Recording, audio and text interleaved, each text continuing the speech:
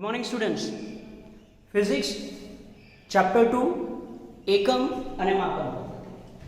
અત્યાર સુધીમાં આપણે ભણ્યા છીએ મૂળભૂત ભૌતિક રાશિઓ, એકમો, ત્યારબાદ માપન, ત્યારબાદ ત્રુટિ, ત્યારબાદ પારિમાણિક વિશ્લેષણ.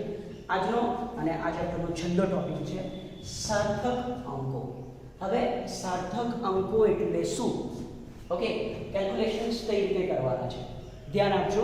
સી હિયર, કોઈ પણ ભૌતિક રાશિનું જે માપન હોય ને, કોઈ પણ ભૌતિક રાશિનું માપન આપણે કોઈક સાધન વડે કરીએ અને સાધનમાં કંઈક ને કંઈક મર્યાદા હોય. મર્યાદા જેને આપણે કહીએ છીએ લઘુત્તમ માપ શક્તિ. દાખલા તરીકે જે માપપટ્ટી છે, માપપટ્ટીની લઘુત્તમ માપ શક્તિ છે 0.1 સેન્ટીમીટર. સ્કેલ માપપટ્ટી,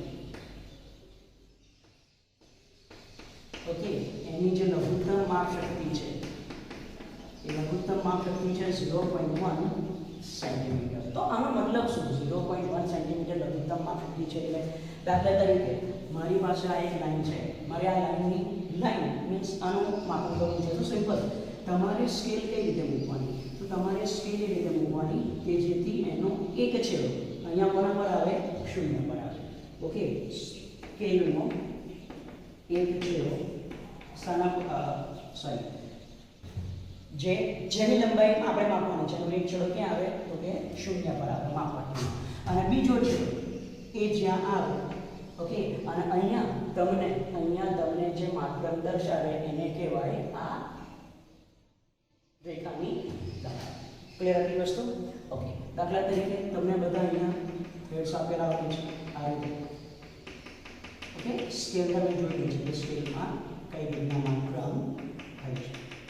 ઓકે, હવે ચલો, આ જે કંઈ બી લાઈન છે એનો એક છેડો તો 0 પર છે.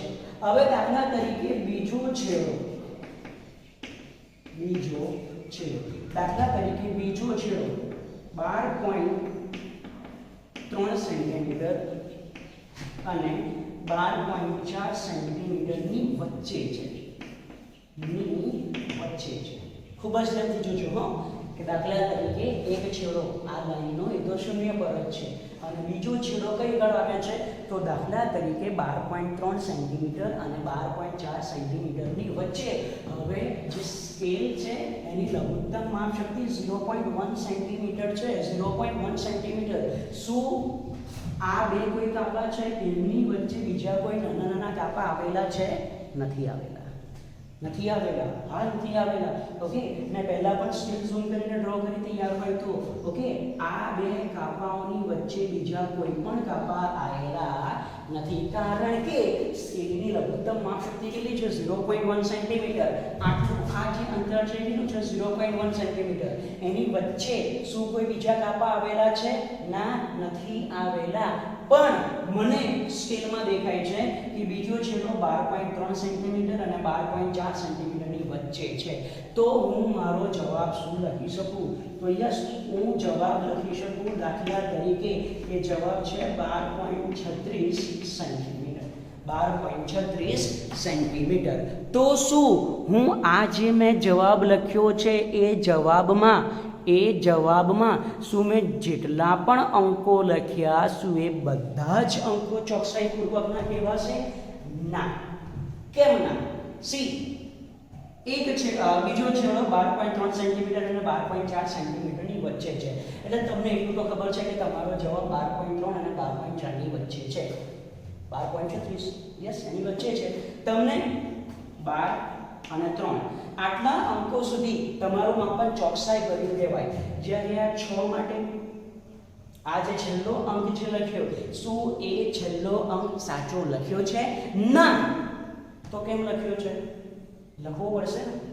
હું જો માત્ર 12.3 સેન્ટીમીટર લખું તો શું આ જે લંબાઈનું માપન છે સાચું કહેવાય? ના. જો હું માત્ર 12.4 સેન્ટીમીટર લખું તો આ જે લંબાઈનું માપન છે શું એ સાચું કહેવાય?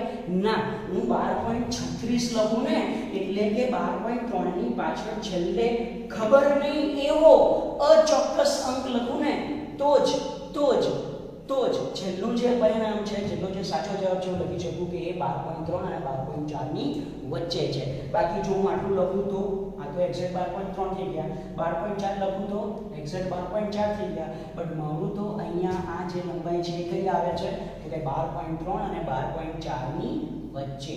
તો સી ધ્યાન રાખો, જ્યારે પણ કોઈ પણ માપન લઈએ એ માપનમાં તમારે અમુક ચોકસાઈ પૂર્વકના અંકો અને એક અચોક્કસ એવો પરંતુ અર્થપૂર્ણ, અચોક્કસ અને અર્થપૂર્ણ એટલે આ અચોક્કસ છે, મેં લખ્યો છે અચોક્કસ છે છતાં પણ, કેમ? કારણ કે જવાબ 12.3 અને 12.4 ની વચ્ચે છે, વચ્ચે છે. એટલે જો હું અહીંયા છેલ્લો કોઈ પણ અંક લખીશ ને તો મને ખબર પડશે કે જવાબ એ બંનેની વચ્ચે છે. અહીંયા નહીં લખું તો ખબર પડશે નહીં પડે. એટલે સી કોઈ પણ માપનમાં અમુક ચોકસાઈ પૂર્વકના અંકો પ્લસ એક વધારાના અચોક્કસ પણ અર્થપૂર્ણ એવા અંકને સાર્થક અંકો કહે છે. કે માપનમાં રહેલા ચોકસાઈ પૂર્વકના અંકો તથા એક વધારાના અચોક્કસ પરંતુ અર્થપૂર્ણ, અચોક્કસ પરંતુ અર્થપૂર્ણ અંક ને સાર્થક અંકો કહે છે. દાખલા તરીકે અહીંયા મારે આ લંબાઈના માપન કરવા માટે 12.3 સુધી ચોકસાઈપૂર્વકના અંકો છે, જ્યારે આજે 6 લખ્યા છે એ અચોક્કસ પરંતુ અર્થપૂર્ણ અંક છે. એટલે 1 2 3 અને 4 આમાં જે ટોટલ સાર્થક અંકો છે ને, આમાં જે ટોટલ સાર્થક અંકો છે એ ટોટલ સાર્થક અંકો કેટલા થઈ જશે? 4. એ ટોટલ સાર્થક અંકો કેટલા થઈ જશે? 4. તો ખાસ ધ્યાન રાખજો, આ સાર્થક અંકો એટલે શું? આ સાર્થક અંકો એટલે શું? ઓકે, કે કોઈ પણ માપનમાં આપણે અમુક ચોકસાઈપૂર્વકના અંકો તથા એક વધારાના અચોક્કસ પરંતુ અર્થપૂર્ણ અંકને કન્સિડર કરવું પડે, જેને કહેવાય છે સાર્થક અંકો. ક્લિયર? હવે સાર્થક અંકોની સંખ્યા નક્કી કરવા માટેના અમુક નિયમો છે. તો આપણે 1 બાય 1 એ બધા નિયમો જોઈએ અને એ નિયમોના આપણે ઉદાહરણ પણ જોઈએ, કે જેથી આપણે જ્યારે પણ ક્વેશ્ચન આવે સાર્થક અંકોને રિલેટેડ તો એ નિયમોનો યુઝ કઈ રીતે કરવાનો એની આપણને માહિતી મળે. ઓકે, ચલો સાર્થક અંકોની સંખ્યા નક્કી કરવા માટેના નિયમ. પહેલો નિયમ, બધા જ શૂન્યેતર અંકો સાર્થક અંકો છે. બધા જ શૂન્યેતર એટલે શૂન્ય સિવાયના અંકો સાર્થક અંકો છે.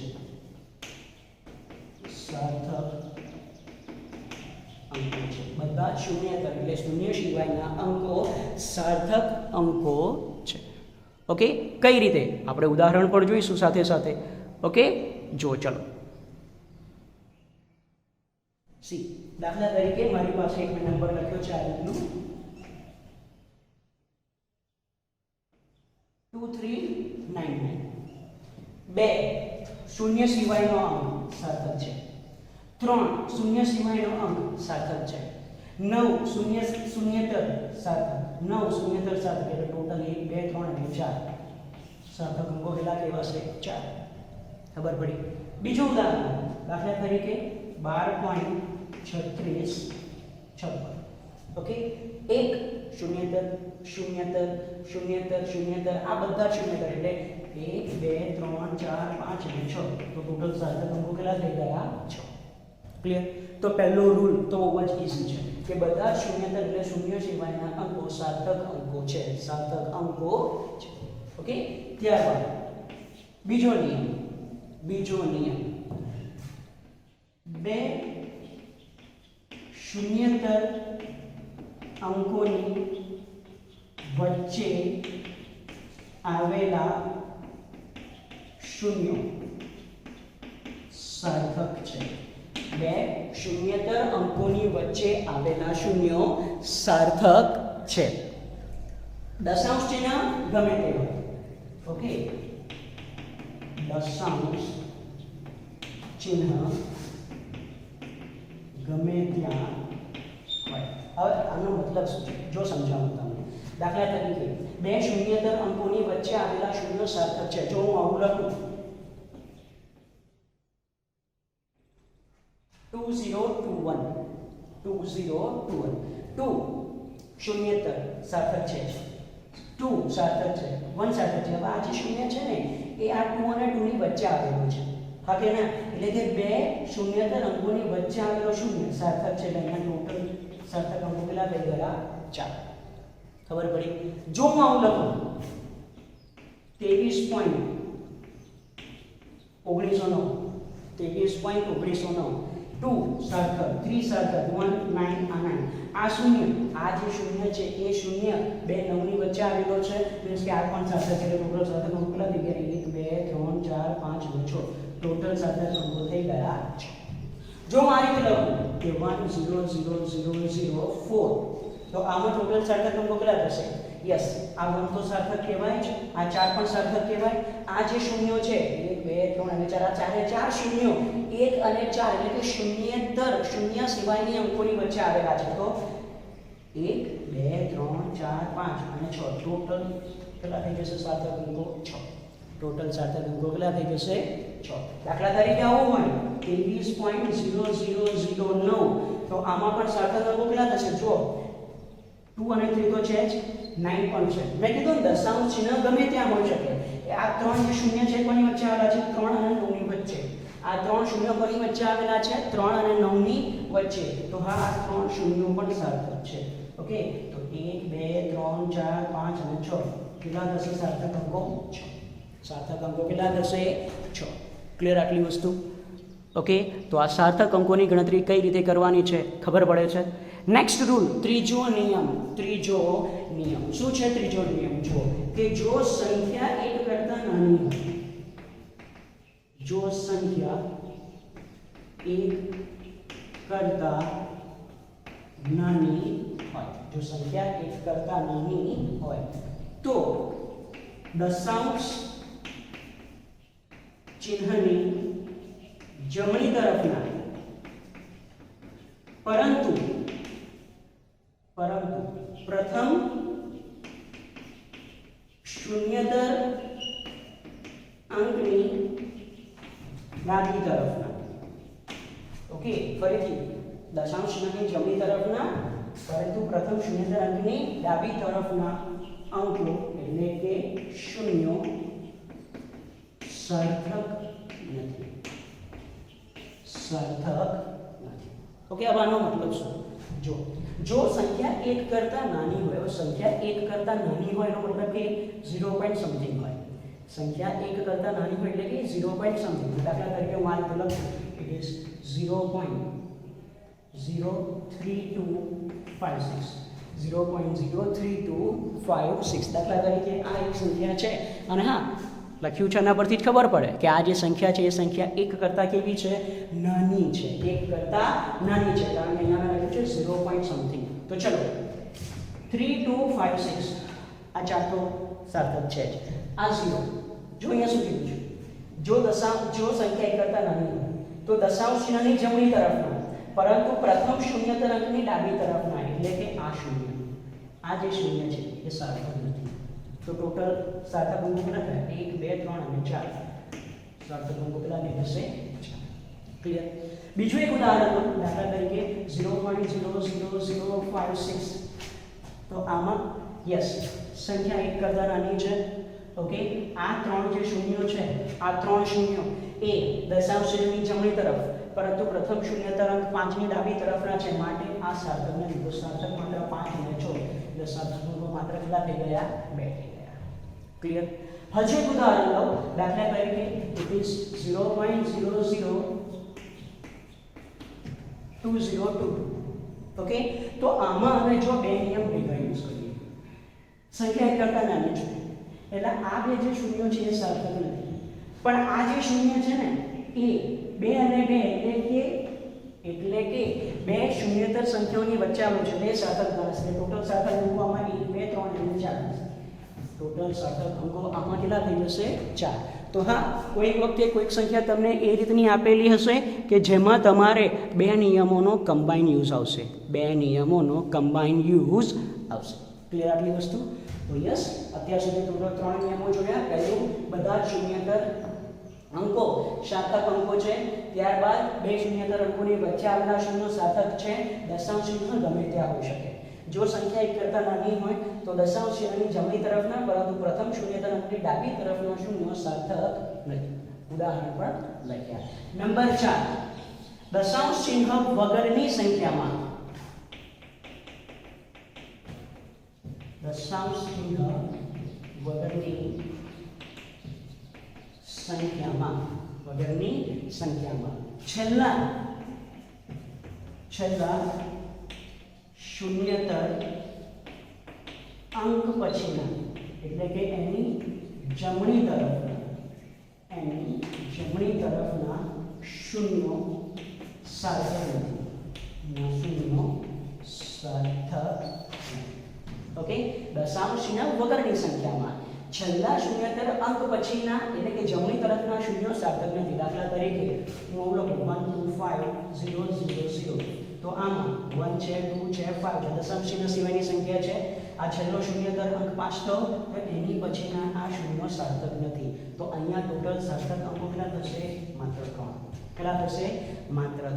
જો હું આ રીતની સંખ્યા લખું છું 12500000000, અગેન આમાં પણ આ 1 2 અને 5 એ સાર્થક છે, જ્યારે આ પાછળના શૂન્ય, આ બધા જ પાછળના શૂન્યો સાર્થક નથી. તો અહીંયા સાર્થક અંકો માત્ર કેટલા થશે? તો હા, અહીંયા સાર્થક અંકો માત્ર થશે 3. ક્લિયર આટલી વસ્તુ? તો યસ, આ ચોથા નંબરનો પોઈન્ટ છે કે જો દશાંશ ચિહ્ન વગરની સંખ્યામાં છેલ્લા શૂન્યેતર અંક પછીના શૂન્યો સાર્થક નથી. ઓકે, ત્યારબાદ છેલ્લો પાંચમો નિયમ, દશાંશ ચિહ્ન ધરાવતી સંખ્યામાં, દશાંશ ચિહ્ન વાળી સંખ્યામાં, દશાંશ ચિહ્ન વાળી સંખ્યામાં છેલ્લા શૂન્યેતર અંક ની જમણી તરફના શૂન્યો સાર્થક છે. શૂન્યો સાર્થક છે. એનો મતલબ શું? દાખલા તરીકે હું લખું છું 0.07790. ઓકે, તો 0.797790. ચલો ધ્યાન રાખજો, 779 એ તો છે જ, દશાંશ ચિહ્ન વાળી સંખ્યા છે. એમાં આ જે શૂન્ય છે એ કઈ છે? જુઓ, દશાંશ ચિહ્ન વાળી સંખ્યામાં છેલ્લા શૂન્યેતર અંકની જમણી તરફના શૂન્ય સાર્થક છે. આ પણ તો સાર્થક છે, આ પણ સાર્થક છે. ટોટલ સાર્થક અંકો કેટલા થઈ ગયા? 4. ખબર પડી? દાખલા તરીકે હું એક નંબર લખું કે 0.007790. તો આમાં હવે તમારે બે નિયમ ભેગા કરવાના. પહેલું, એક સંખ્યા એક કરતા નાની છે, એટલે આ બે શૂન્યો ગણાશે નહીં, પરંતુ ગણાશે. અને આ દશાંશ ચિહ્ન વાળી સંખ્યામાં છેલ્લા શૂન્યેતર અંકની જમણી તરફના અંકો સાર્થક છે, એટલે આને તમારે સાર્થક ગણવાનું. એટલે ટોટલ સાર્થક કેટલા થઈ જશે? 4. ખબર પડે છે? હજુ એક ઉદાહરણ લઉં. દાખલા તરીકે 0.007090. તો આમાં ટોટલ સાર્થક અંકો કેટલા થશે? આ બે શૂન્ય સાર્થક લેવાશે નહીં, જ્યારે 7 યસ 090, આ 4 શૂન્યો સાર્થક અંક કહેવાશે. ઓકે, તો 1 2 3 અને 4 એના સાર્થક અંકો કેટલા થઈ જશે? 4. ક્લિયર? તો યસ, તમારે આ બધા જ ઉદાહરણો યાદ રાખવાના છે. સ્ટેટમેન્ટ પરથી ઉદાહરણ કેમના લખ્યા છે એ સમજવાના છે કે દશાંશ ચિહ્ન વાળી સંખ્યામાં છેલ્લા શૂન્યેતર અંકની જમણી તરફના શૂન્યો સાર્થક છે. છેલ્લો શૂન્યેતર અંક જમણી તરફ સાર્થક, છેલ્લો શૂન્યેતર અંક જમણી તરફ સાર્થક, છેલ્લો શૂન્યેતર અંક જમણી તરફ સાર્થક. ક્લિયર? તો કોઈક સંખ્યા એવી આપેલી હશે જેમાં એક જ નિયમ લાગુ પડતો હોય, કોઈક સંખ્યામાં તમારે 2 કરતાં 3 વધારે નિયમો પણ લાગુ પડી શકે છે. ક્લિયર? તો યસ, સાર્થક અંકો એટલે શું? ત્યારબાદ સાર્થક અંકો નક્કી કરવા માટેના જે નિયમો છે એ નિયમો તમારે ખાસ યાદ રાખવાના છે.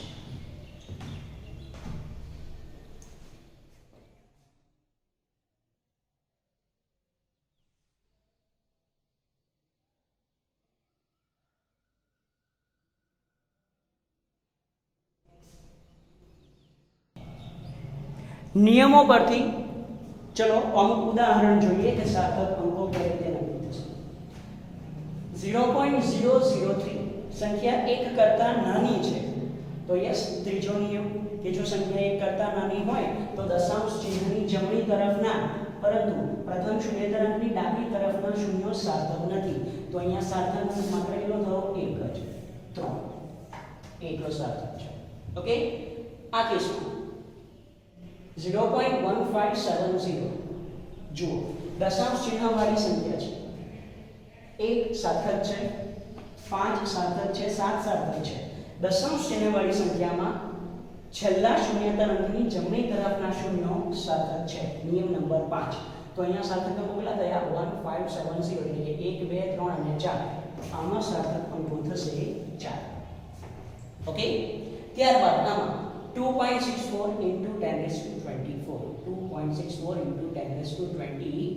ઓકે, હું તમને આના માટે બીજું એક ઉદાહરણ આપું. દાખલા તરીકે હું લખું 2.64 into 10 raised to 4. તો તમે શું કરશો? તો ઓબ્વિયસલી હું આને આ રીતે લખી શકું 2.64 છે ને અને 10 ની 4 ઘાત 26400. ઓકે ના લખાય કે નહીં? 2.64 into 10 raised to 4 એટલે શું લખાય? 26400. ચલો 2 સાર્થક છે, 6 સાર્થક છે, 4 સાર્થક છે.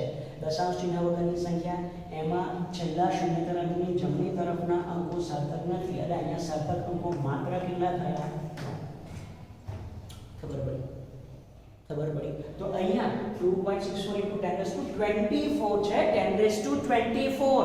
તો ઓબ્વિયસલી 264 ની પાછળ આમાં કેટલા 0 આવશે? 22 આવશે ને. 6 એ 22 આવે. એ બધા જ શૂન્યો એ કેવા કહેવાશે? સાર્થક અંકો નથી. તો અહીંયા સાર્થક અંકો માત્ર કેટલા કહેવાશે? 1 2 અને 3. આ 2 આ 6 અને આપણે અહીંયા સાર્થક અંકોની સંખ્યા કેટલી થઈ? 7.590. 7 છે, 5 છે, 9 છે. દશાંશ ચિહ્નવાળી સંખ્યા છે એટલે દશાંશ ચિહ્નવાળી સંખ્યામાં છેલ્લા શૂન્યતર અંક પછીનું શૂન્ય એ સાર્થક કહેવાય. નિયમ નંબર 5. તો અહીંયા સાર્થક અંકો કેટલા થઈ જશે? 4. ઓકે, ચલો અહીંયા 6.0236 સાર્થક છે, 3 છે, 2 છે, 2 આ 0 6 અને 3 ની વચ્ચે છે માટે એ પણ સાર્થક છે. તો ટોટલ સાર્થક અંકો કેટલા થઈ જશે? 4. 3.012 into 10 raised to minus 1 10 raised to minus 4. ફરીથી જુઓ શું છે? 3.012 into 10 raised to minus 4. જો મારે અહીંયા લખવા હોય તો આ રીતે લખાય. It is 0.000301. હા કે ના? 3.012 into 10 raised to minus 4 એટલે આ લખાશે ને. ચલો 3 છે, 1 છે, 2 છે. આ 0 પણ કહેવાશે કારણ કે 3 અને 1 ની વચ્ચે છે. સંખ્યા 1 કરતા નાની. શું આ સાર્થક કહેવાશે? ના. તો ટોટલ સાર્થક અંકો આમાં પણ કેટલા થશે? ટોટલ સાર્થક અંકો આમાં પણ કેટલા થઈ જશે? ખબર પડી? તો યસ, જો તમને સંખ્યાઓ આપેલી હોય તો એ સંખ્યાઓ પરથી સાર્થક અંકો કેમના નક્કી કરવાના છે? એ સંખ્યાઓ પરથી સાર્થક અંકો કેમના નક્કી કરવાના છે? ખબર પડી? તો ચલો અમુક ક્વેશ્ચન્સ તમને એઝ હોમવર્ક આપું જેના આન્સર તમારે કોમેન્ટ બોક્સમાં કમ્પલસરી લખવાના છે. ઓકે, ચલો ફર્સ્ટ નંબર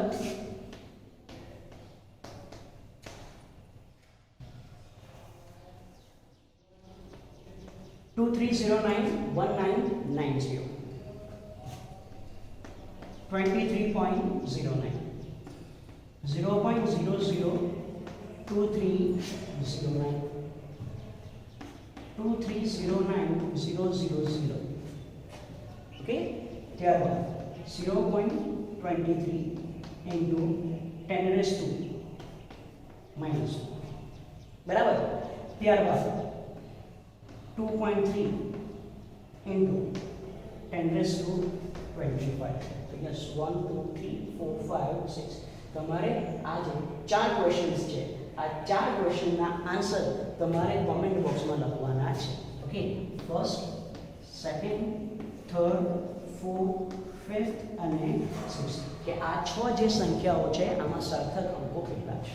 તો વિદ્યાર્થીઓ આજે આપણે જોયું સાર્થક અંકો એટલે શું અને સાર્થક અંકો નક્કી કરવા માટેના નિયમો.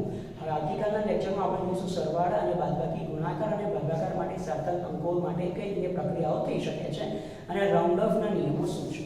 ઓકે, તો યસ, આજ માટે ધીસ ઇઝ ઇટ.